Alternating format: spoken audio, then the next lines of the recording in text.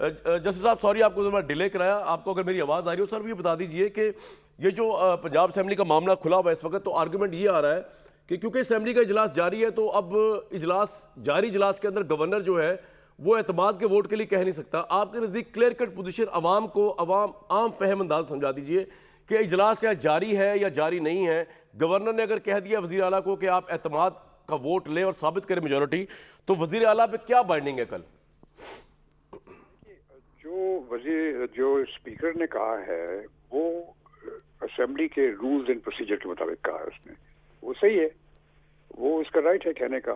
لیکن جو گورنر نے کیا ہے وہ آئین کی ایک شق کے تحت اس نے کیا ہے, اور اس میں کوئی کسی قسم کی کوئی ادھر ادھر بات نہیں ہے. اسٹریٹ بات ہے کہ اگر گورنر اس اوپینین پہ آتا ہے, سمجھتا ہے کہ چیف منسٹر کے پاس پراپر ووٹس نہیں ہے یعنی کانفیڈنس نہیں ہے ہاؤس کا, تو اس صورت میں وہ اس سے کہہ سکتا ہے کہ آپ اپنی کانفیڈنس ہاؤس کی پروف کریں. یہ آئین میں لکھا ہوا ہے. لیکن جیسے صاحب اگر کل اجلاس نہ بلائے اسپیکر, اگر اجلاس ملتوی کر دیا گیا جمعے تک, تو پھر کس طرح ثابت ہوگا کہ میجورٹی ہے یا نہیں ہے؟ گورنر کو کس طرح پتہ چلے گا؟ اس سے کوئی فرق نہیں پڑتا. وہ اجلاس ملتوی کر دے, وہ پروسیجر کے تحت وہ کر سکتا ہے, اسپیکر کے پورے رائٹس ہیں. لیکن جب گورنر نے کہہ دیا کہ چیف منسٹر کو کہ اب چیف منسٹر پہ بائنڈنگ ہے کہ وہ ہاؤس کو پریزنٹ کرے اور اپنی میجورٹی دکھائے ہاؤس میں, اور وہ کس طرح کرتا ہے, اسپیکر سے کہہ کے کر سکتا ہے, کیسے کر سکتا ہے. نہیں سر, میرا سوال یہ ہے کہ اب اجلاس تو نہیں ہو رہا, کل اجلاس نہیں ہوگا تو پھر کیا ہوگا؟ نہیں نہ ہو, اگر نہ ہو اجلاس نہ بھی ہو تو اس کے مطلب کم از کم جو دوسری سائڈ کی جو لوگ ہیں وہ تو آئیں گے, جتنے دوسری پارٹی کے جو اپوزیشن پارٹی میں ہے پنجاب کی اسمبلی میں وہ تو آئیں گے.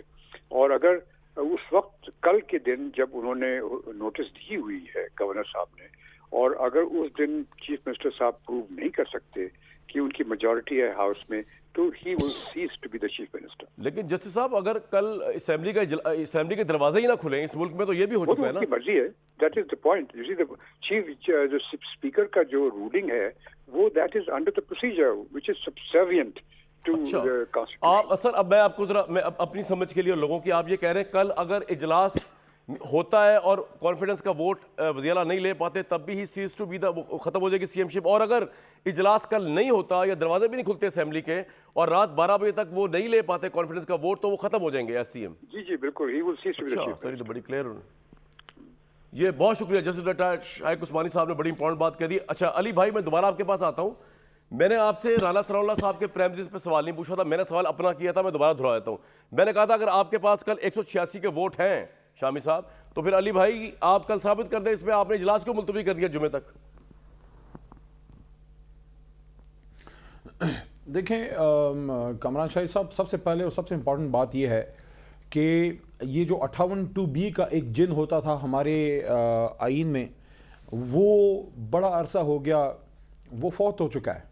اس کو ری انکارنیٹ نہ کیا جائے کسی بھی صورت میں, کیونکہ اگر یہ پاور آپ مختص کریں گے کسی بھی طریقے سے ڈائریکٹ یا انڈائریکٹ طریقے سے گورنر صاحب کو, تو یہ پاور پھر سب کے بڑا عہدہ ملک کا جو ہے وہ صدر پاکستان کا ہے. پھر وہاں بھی یہ کہانی شروع ہو جائے گی, اور یہ پاکستان کی جو نوزائیدہ ڈیموکریسی ہے, جو شیرخوار ہے, اس کا پھر مستقبل کوئی نہیں ہے.